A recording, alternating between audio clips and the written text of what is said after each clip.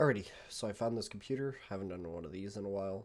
Just basically going over these computer parts are good for the price. I noticed that there's absolutely no reviews on this, and the parts in it are actually quite decent for around the $800 price range. So I would say that it's good. So there are some downsides. So the CPU is a little bit older, but it is great for gaming. So it's for 12 thread, really fast speeds. 16 gigabytes of VRAM, which is DDR4 3600. Not the best, and then the RTX 4060, which is a solid graphics card for 1920 by 1080.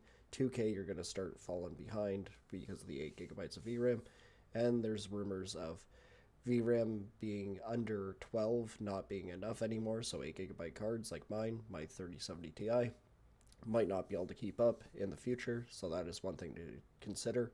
But if you are on a budget and you want a solid PC, this one's not completely terrible, has really good airflow.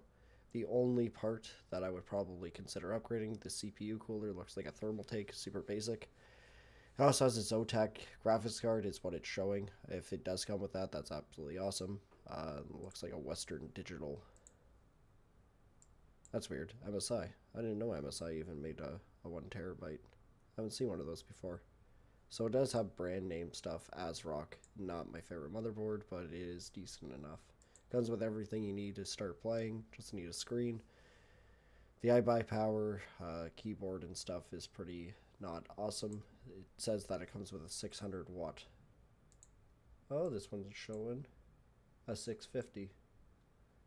Interesting. There's another spot for more hard drives, like actual HDD or SSD, but not an M2. I don't know if this motherboard would have any more space on it. I can't see with the graphics card, but it looks like that might be the only slot. Oh, no. No, is that one right there? Possibly.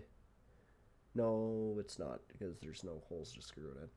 But anyways, it is decent enough. I wish it would show the back of the motherboard so you can see how many USB spots there are.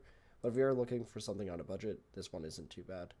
The DDR4 is a little bit upsetting. It's saying it's got a high-end graphics card. I would probably put all this stuff at mid-tier, but it still beats the current new-gen PCs, or sorry, new-gen consoles. So it's not completely terrible. Airflow's not bad. I would probably replace the cooler with an all-in-one liquid cooler and put the extra fans up top, so that way you don't have any overheating. I think that is all I would do, because the 600 watt is what it says that it has in the features if you read it here. 600 watt gold power supply, which is good enough to do an upgrade. You can always get an upgrade on the GPU. The CPU you can also upgrade. The RAM I probably wouldn't bother unless you're going to be replacing the whole motherboard and new CPU and all that to go to DDR5 later on.